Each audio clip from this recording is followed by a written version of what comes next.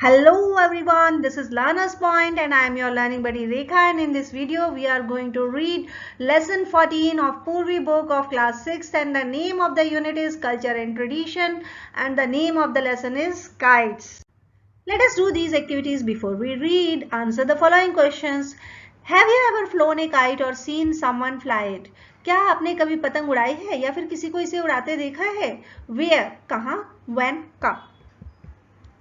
On the occasion of Republic Day वाले दिन our society organizes the kite festival. हमारी society kite festival organize करती है in our community park. हमारे community park में. Last year I also participated in it. Last year मैंने भी इसमें participate किया.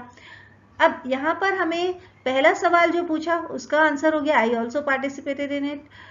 Where? कहाँ का? Community park. When? कब? रिपब्लिक डे पे. तो तीनों क्वेश्चंस के आंसर हो गए.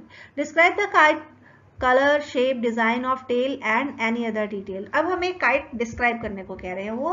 तो keeping the patriotic spirit in our mind and soul, the kite I remember from that festival was a classic diamond shape with tri colour and blue. तो patriotic spirit, क्योंकि हमारा रिपब्लिक डे था तो patriotic spirit होना लाजमी है. तो इन our mind, उसको अपने माइंड और सोल में रखते हुए जो काइट मुझे याद आ रही है वो एक क्लासिक डायमंड शेप की काइट थी जिसमें ट्राई कलर बना हुआ था और ब्लू कलर भी था. The design featured intricate pattern, उस पर जो डिजाइन बना था उसमें बड़े ही सूक्ष्म डिजाइन बने हुए थे. The tail of the kite was long, पूंछ बहुत लंबी थी पतंग की. And made up of several strips of colourful fabric, और रंग बिरंगे फैब्रिक से बनी हुई. What did you think when you saw the kite up in the sky? आसमान में अपनी पतंग को उड़ते हुए देखकर तुमने क्या सोचा? I felt very excited to see my kite flying up in the sky. आसमान में अपनी पतंग को उड़ते हुए देखकर मुझे बहुत एक्साइटेड फील हुआ. तो जब भी हम अपनी पतंग को या किसी की भी पतंग को उड़ते हुए देखते हैं तो एक्साइटमेंट तो होती है कलरफुल सी उसको उड़ते हुए देखकर. Search the internet for videos on kite festivals. Kite festivals पर वीडियोज को सर्च कीजिए. Share the things with your teacher that you saw, और तुमने उनमें क्या देखा उसको अपने टीचर के साथ शेयर कीजिए. And what the people were doing, लोग क्या कर रहे थे ये भी बताइए.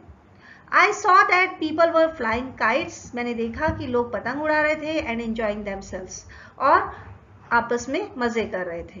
अब देखिए ये क्वेश्चन वैसे आपके अपने लिए है, आप देखिए और उसमें क्या आपको नजर आता है वो सारी चीजें आप इसमें डाल सकते हैं. Would you like to participate in this kind of festival, क्या आप इस तरह के फेस्टिवल में पार्टिसिपेट करना चाहेंगे? वाई, क्यों? तो कौन नहीं चाहेगा काइट फेस्टिवल में पार्टिसिपेट करना? Yes, I would love to participate in this kind of festival. हाँ, मैं इस तरह के फेस्टिवल में पार्टिसिपेट करना चाहूंगी. Kite flying is not only a fun activity. ये केवल फन एक्टिविटी नहीं है, but also a way to connect with friends, family and the community. ये दोस्तों, परिवार और समाज के साथ जुड़ने का एक तरीका है. Additionally, इसके अलावा participating in such a festival allows me to experience cultural traditions. ऐसे फेस्टिवल में पार्टिसिपेट करने से मुझे हमारी सांस्कृतिक परंपराओं का पता चलेगा. एंजॉय द आउटडोर, आउटडोर को एंजॉय करने को मिलेगा. एंड क्रिएट वंडरफुल मेमोरीज, और मैं कई सुंदर यादें बना पाऊंगा. What kind of kite would you like to fly, किस तरह की पतंग को आप उड़ाना चाहेंगे? अब मैं जिस तरह की पतंग उड़ाना चाहूंगी मैंने वो डिस्क्राइब किया, आप चाहें तो कुछ और कर सकते हैं. I would like to fly a dragon shaped kite. Dragon shape की काइट उड़ाने में बड़ा मजा आएगा. इट वुड बी लार्ज, बड़ी होगी, with vibrant green and gold colours, इसमें वाइब्रेंट ग्रीन और गोल्ड कलर लगाऊंगी मैं. And design to look like a mythical dragon, और इसे ड्रैगन के जैसा दिखना चाहिए. This kite would be eye catching. इस तरह की पतंग जब मैं उड़ाऊंगी तो ये बहुत ही आई कैचिंग यानी अट्रैक्टिव होगी. एंड यूनिक, बिल्कुल खास होगी. Making it stand out among the others in the sky, और दूसरी सारी पतंगों से अलग ये नजर आएगी. तो ऑब्वियसली हम कोई नई चीज करते हैं तो कुछ अलग करना चाहते हैं ना, तो मैं तो इस तरह की पतंग को उड़ाना चाहूंगी. आप अपनी इमेजिनेशन लगाइए कि आप किस तरह की पतंग उड़ाना चाहेंगे। Now look at the picture and complete the sentence. आपको सेंटेंसेस कंप्लीट करने हैं, रिस्पॉन्सेस आपको इस बॉक्स में से लेनी है। इस बॉक्स में आपको वर्ड्स दिए हैं, उनको आपको उठाना है और ब्लैंक्स को फिल करना है। I can see kites, birds and sky in the picture. Picture में हमें क्या नजर आ रहा है? Kite, birds और sky. The weather in this picture is windy. Windy है, देखिए लड़की के बाल उड़े जा रहे हैं, स्कर्ट उड़ी जा रही है, तो वेदर कैसा है? विंडी है। The kite is flying high in the sky. ऊपर आसमान में उड़ रही है। The child is looking from below. बच्ची नीचे से देख रही है। The tail of the kite has ribbons. Kite की टेल में रिबन्स लगे हैं। Now think and answer. सोचो और उत्तर दो। List 2 more things that you want to add to the picture. इस पिक्चर में तुम और 2 चीजें क्या ऐड करना चाहोगे? एक तो सन और दूसरा एरोप्लेन, क्योंकि आसमान में तो ये दोनों भी उड़ते हैं। If I were the child, I would. अगर मैं बच्ची होती तो मैं क्या करती? Love to play with the birds. मैं बर्ड्स के साथ खेलना पसंद करती। If I were the kite, I would love to fly high. आसमान में ऊंचा उड़ना मुझे पसंद आता। Now we have to read the poem. The name is Kites. और देखिए कितनी सुंदर सुंदर रंग बिरंगी काइट्स आपकी बुक में भी बनी है और यहाँ भी बनी है। Up in the air, see the kites fly. ऊपर आसमान में देखो पतंग उड़ रही है। Like colored birds, बिल्कुल रंग बिरंगे पंछियों की तरह। In the wind whipped sky. अब ये wind whipped क्या होता है? Wind whipped is when wind is blowing with great force and speed. जब हवा बहुत ही ताकत से और बहुत तेज गति से चल रही है तो उसे बोलेंगे विंड विप्ड। तो ये विंड विप्ड स्काई है। देखिए कैसे पूंछें लहरा रही हैं पतंग की, क्योंकि बहुत ज्यादा हवा चल रही है। अब जरा यहाँ पर राइम स्कीम देखिए। एयर ए, फ्लाई बी, बर्ड्स सी, स्काई बी।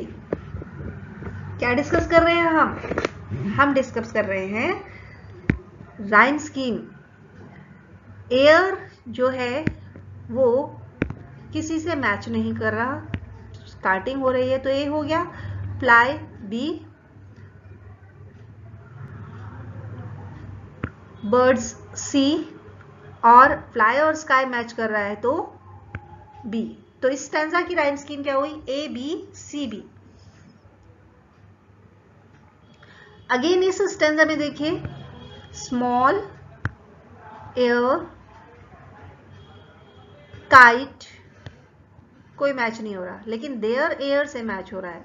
तो यहां पर भी क्या हो गई राइम स्कीम? ए बी से बी। अगले में अपॉन, विंग्स, सॉन्ग्स मैच नहीं कर रहा। अगेन यहां पर राइम स्कीम सिंग्स और विंग्स मैच कर रहा है तो क्या हो गई? A B C B. तो इस तरीके से हम इसकी राइम स्कीम निकालेंगे। Second stanza, I wish I were small and light as air.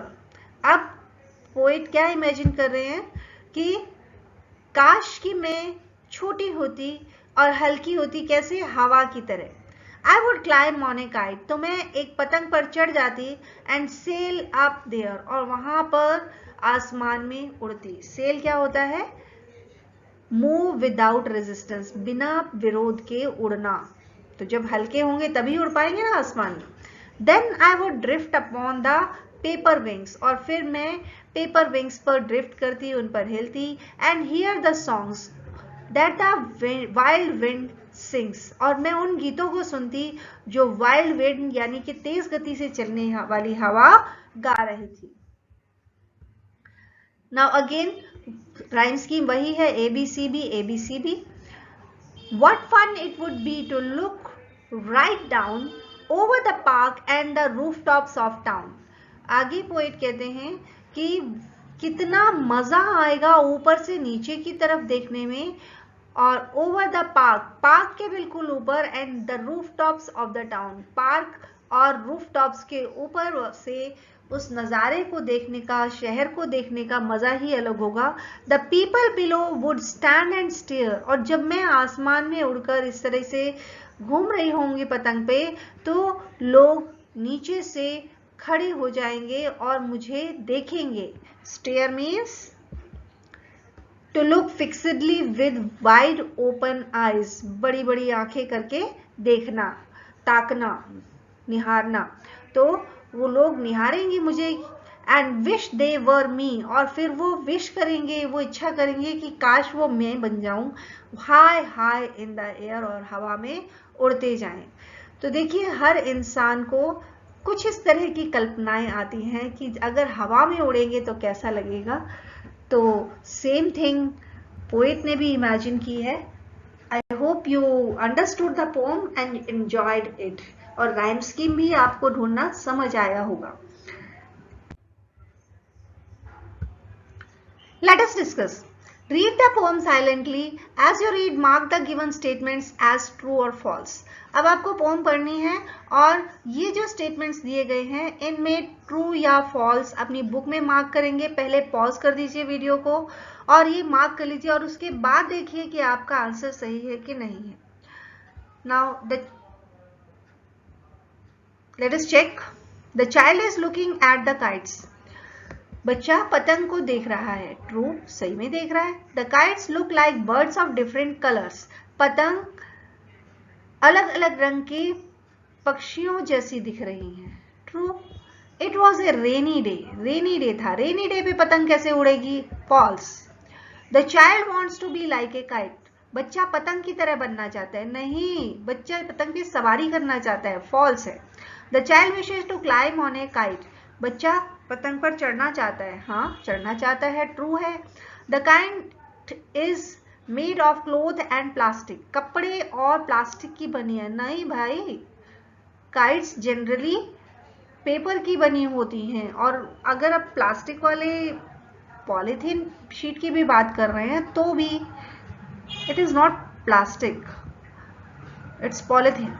तो और कपड़ा की रिबन टेल लगाई जा सकती है, लेकिन cloth and plastic is not appropriate. False. The child wants to ride the kite, बच्चा पतंग पर सवारी करना चाहता है। True. The child knows they would have fun, बच्चे को पता है कि वो एंजॉय करेंगे। True. The child wants to look at the kite from a roof top, बच्चा पतंग को रूफ टॉप से देखना चाहता है। फॉल्स, वो ऊपर से नीचे की तरफ देखना चाहता है। The child would like to look at people down below, नीचे के लोगों को देखना चाहते हैं। हाँ जी, बिल्कुल ट्रू है। The child knows that the people would stare, उसे पता है कि लोग घूरेंगे। हाँ जी, बिल्कुल पता है। ट्रू है। Complete the following sentences, in sentences को कंप्लीट कीजिए। The poet says that the kites are like coloured birds, See the kites fly like colored birds in the sky. हमने पोम में ये लाइन देखी। The kites have been compared to birds. Birds से compare किया गया है because they fly in the sky, क्योंकि वो आसमान में उड़ती हैं। The child wishes to be like air. हवा के जैसा बनना चाहते हैं। Wish I were small and as light as air. The child wishes to be as light as air. The child wishes this to be able to climb on a kite and fly. ताकि वो पतंग पर सवार होकर उड़ सके। अब यहाँ पर हमने देखा कि कंपैरिजन किया गया कलर्ड बर्ड्स से लाइक वर्ड को यूज करके, और यहाँ पे कंपेयर किया गया as light as air compare करके। तो ये इस तरह के लाइक या एज वर्ड यूज करके जब कंपैरिजन होता है तो हम उसे कहते हैं simile. The poet uses simile in A and B to compare the kites with colored birds. अब यहाँ पर दोनों जगह पर simile का यूज हुआ है कंपेयर करने के लिए। अब देखिए यहाँ पर आया था like और यहाँ आ गया as light as air, तो इसका यूज किया। The poet uses like and as to compare. Do you think that the use of simile in this poem helps us imagine better? क्या आपको लगता है कि सिमिली का यूज करने से पोइट को पोएम जो है उसको इमेजिन करने में हेल्प मिली? Share your thoughts with your teacher and classmates. अपने थॉट्स को share. The use of simile in this poem indeed helps us imagine better. Simile का यूज जो किया है पोएट ने, उससे हमें इमेजिन करने में मदद मिलती है, ज्यादा अच्छा इमेजिन कर पाते हैं। By comparing the kites two coloured birds, जब काइट्स को कलर्ड बर्ड से कंपेयर किया, the poet paints a vivid picture of the kites movement and beauty. तो पोएट एक बहुत ही क्लियर इमेज हमारे सामने रख देते हैं काइट की मूवमेंट की और उसकी ब्यूटी की, making it easier for readers to visualise them flying in the sky. और उससे हम बड़े आसानी से विजुअलाइज कर सकते हैं, इमेजिन कर सकते हैं कि पतंग आसमान में उड़ रही हैं। सिमिलरली, इसी तरह से the comparison of the child's desired lightness to that of air helps convey that sense of freedom and weightlessness that the child wants. तो ये जो कंपेयर किया है पोएट ने कि वो चाहते हैं कि लाइट हो जाए बिल्कुल उस तरह से जैसे हवा होती है, ताकि वो फ्री हो सके, वेटलेस हो सके, ऐसा बच्चा चाहता है। These similes enhance the imagery, imagery को बढ़ाती हैं। Emotional connection of the readers, हमारा इमोशनल कनेक्शन बढ़ाती हैं। To feel the child's longing, ताकि हम बच्चे की इच्छा को समझ सकें। And the beauty of the scene more deeply, और इस सीन की ब्यूटी को बहुत अच्छे से समझ सकें। Find a set of words from the poem that begin with the same consonant sound. Same consonant sound से शुरू होने वाले words के set जो हैं वो हमें ढूंढने हैं। Which consonant sound do both words begin with? कौन से consonant sound से शुरू हो रहे हैं? Wild wind. Stanza 3 में which consonant sound do you both words begin with? कौन से वर्ड्स बिगिन हो रहे हैं? Stand stair. This is called alliteration. जब दो लगातार वर्ड्स एक ही साउंड से शुरू हो रहे हों तो हम कहते हैं एलिट्रेशन लिटरेरी डिवाइस। जैसे वाइल्ड विंड में है और स्टैंड स्टेयर में है। For example big bright blue bag, ये क्या है? ये हमारा एग्जाम्पल है एलिट्रेशन का। Create 4 other sets of words using alliteration. अब वो कह रहे हैं कि 4 और सेट बनाइए इस तरह से एलिट्रेशन के एग्जाम्पल के। फ्लाई फेयर, ये एलिट्रेशन का एग्जाम्पल हो गया, fly fair. Bouncing balloon, bright bird, ये एलिट्रेशन हो रहा है, सब बी से शुरू हो रहे हैं। डस्टी डॉन, ड्रीमी डेज, सब डी से शुरू हो रहे हैं। स्वीट स्माइल, सिल्वर स्टार, सब एस से शुरू हो रहे हैं। काम कैट, क्रिस्प क्रैकर्स, सारे सी से शुरू हो रहे हैं। तो ये सब एलिट्रेशन के एग्जाम्पल हैं। एलिट्रेशन क्या होगा कि जब 2 कंसेक्यूटिव वर्ड्स लगातार एक ही कॉन्सोनेंट साउंड से बिगिन हो तो हम उसे कहते हैं alliteration. These examples showcase alliteration by using the same consonant sound at the beginning of each word in the set. ये जो example हमने देखे ये सारे के सारे alliteration को show करते हैं क्योंकि ये सब के सब एक ही consonant sound से शुरू हो रहे हैं। In the last stanza, the 2 words that the poet repeats are. Last stanza में poet जो 2 words repeat करता है वो हैं high, high, to tell us that the kite is flying very high, ये बताने के लिए कि पतंग बहुत ज्यादा ऊंची उड़ रही है। Study each stanza and underline the rhyming words from the end of each line. Her line से rhyming word को अंडरलाइन कीजिए and also circle the end words in the stanza. end words को भी सर्कल कीजिए। अब ये करने से हमें क्या पता लगा? Rhyming words in each stanza. First stanza में कौन है? फ्लाई एंड स्काई राइम कर रहे हैं, एयर एंड देयर राइम कर रहे हैं, then wings and sings rhyme कर रहे हैं और डाउन एंड टाउन राइम कर रहे हैं। तो ये चीज हमने डिस्कस की ही थी पहले जब हमने पोम रीड की है। स्टेयर एंड एयर भी राइम कर रहे हैं। Let us think and reflect. चलिए सोचते हैं और फिर विचार करते हैं। Read the given lines from the pome and answer the following questions. What fun it would be to look right down. कितना मजा आएगा ऊपर से नीचे देखने में. Over the park and the rooftops of town. Park और रूफटॉप्स को देखने के लिए. Circle the word that does not share the same feeling as fun.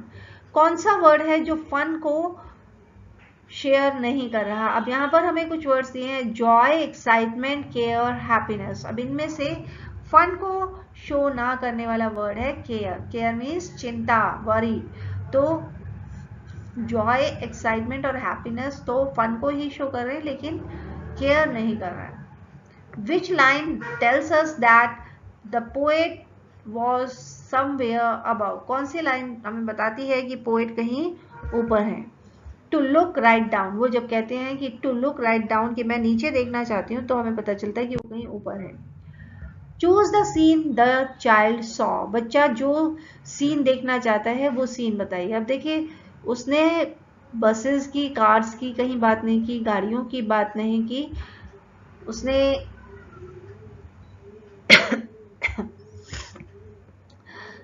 Based on the poem, the child is imagining looking down from high up in the air. Air से imagine करना चाह रहे हैं. Seeing the park and rooftops of the town. Park और rooftops दिख रही हैं. तो ये जो the appropriate seen that matches this description is seen 2. ये सीन मैच करता है कि रूफटॉप्स दिख रही हैं और ट्रीज दिख रहे हैं. This scene shows an aerial view of houses and trees. घर और पेड़ों का एरियल व्यू दिखता है which aligns with the child's perspective of looking down over the park. जो मैच करता है, अलाइंस मीन्स मैच करता है चाइल्ड के उस पर्सपेक्टिव से, उस व्यू से जो उसने पार्क के ऊपर से देखा था, पार्क एंड रूफटॉप के ऊपर से देखा था. Of the town from a high vantage point. ऊंचाई वाले पॉइंट से देखा था. Answer the following questions. How does the poet describe the kites in the first 2 lines. पहली 2 लाइनों में पोएट काइट को कैसे डिस्क्राइब करते हैं. In the first 2 lines of the poem kite, the poet often describes the kites with vivid imagery. बहुत clear imagery दी है. Capturing there beauty and movement in the sky, जिससे हमें उनकी खूबसूरती और उनकी जो मूवमेंट है सबका अंदाजा हो जाता है. Why does the child see that they have to climb a tree first to get onto the kite?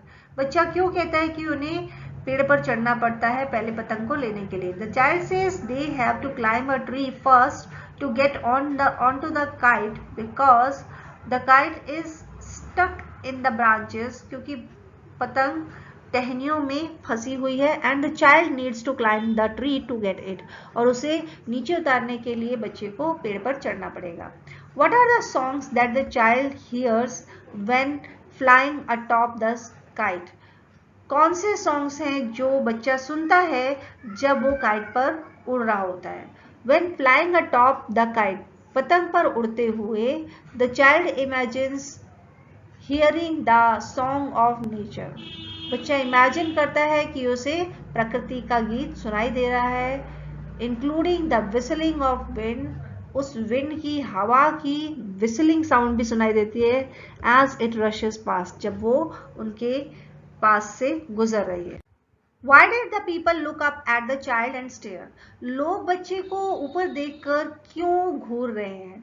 If you look up, यदि तुम उन लोगों में शामिल हो, and saw that, इस चीज को देखो, what feelings would you have? तो तुम्हें कौन सी feelings आएंगी. The people looked up at the child and stared because seeing a child flying atop a kite is an unusual, magical and extraordinary sight. लोग बच्चे को देख रहे होंगे क्योंकि किसी पतंग पर बच्चे को उड़ते हुए देखना बहुत ही अनयूजुअल है, बहुत ही जादू जैसी या बहुत ही खास दृश्य है. If I looked up and saw that, यदि मैंने ऊपर देखकर ये देखा होता, I would feel a mix of amazement and concern. तो मुझे हैरानी और चिंता दोनों चीजें होती. The amazement would come from witnessing such a fantastical scene. हैरानी उस फैंटास्टिक सीन को देखकर होती. I would also be concern about the safety of the child, लेकिन बच्चे की सुरक्षा को लेकर मुझे चिंता भी होती.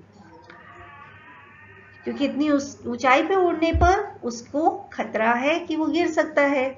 If you were the kite carrying the child, अगर तुम वो पतंग होते जो बच्चे को ले जा रही है high up in the air, but would you tell them, तो तुम उन्हें क्या बताते? यानी कि तुम अगर वो पतंग बन जाओ जो बच्चे को उड़ा रही है, तो तुम बच्चों लोगों को क्या बताओगे? If I were the kite carrying the child high up in the air, यदि मैं वो पतंग हूं जो उसे हवा में ले जा रही है, I would tell them to hold on tight, मैं उन्हें कहूंगी कि वो कस के पकड़ें, एंड एंजॉय द व्यू, और नज़ारे का मजा लें, फ्रॉम अप देयर, वहां से they can see the world in a whole new way, वो पूरी दुनिया को बिल्कुल नए तरीके से देख पाएंगे। तो बड़ी ही फैंटास्टिक सी इमेजिनेशन वाली पोम है, और ऐसे ही हमारे पास क्वेश्चंस हैं। तो देखिए अब हमारी सीबीएसई जो है और उसने इस तरह के क्वेश्चंस डालने शुरू कर दिए हैं कि आप उस जगह पे होते तो क्या होता, अगर आप होते तो आपको कैसा लगता, ताकि इमोशनल डेवलपमेंट भी हो, आपका इमेजिनेशन भी बढ़े। तो you should be able to answer these questions. I'm giving a sample so that you can prepare yourself to answer such things. Look at the picture of the kite and read what some of its parts are named. Kite देखिए और फिर आपको पता लगेगा कि इसके parts के क्या नाम होते हैं। ये हिस्सा जो है इसको नोज कहते हैं, ये स्पाइन है, ये जो हिस्सा है सीधा सीधा ये स्पाइन है, जैसे हमारी स्पाइन होती है वैसे ही ये काइट की स्पाइन है। ये जो कलरफुल सा पार्ट नजर आ रहा है ये कवर है, और ये जो थ्रेड नजर आ रहा है दैट इज काइट लाइन, इसे काइट लाइन कहेंगे। और ये काइट की टेल है, और ये रील है जिससे धागा छोड़ा जा रहा है। Now complete the given conversation by filling the blanks with some parts of a kite. Kite के पार्ट्स से हमें ब्लैंक्स को फिल करना है। बीना, I love the long yellow tail at the end of my kite. अब ये kite बीना की है और वो कह रही है कि मुझे इसकी येलो टेल बहुत पसंद है। What color is your kite? तुम्हारी काइट का क्या कलर है? My kite cover is pink. उसका कवर पिंक है, यानी उसका कलर पिंक है। द स्पाइन इज ब्लैक, लेकिन उसकी स्पाइन ब्लैक है। अब आपको समझ आ रहा होगा ये design. Oh wonderful, my kite line is red, मेरी काइट की लाइन रेड है।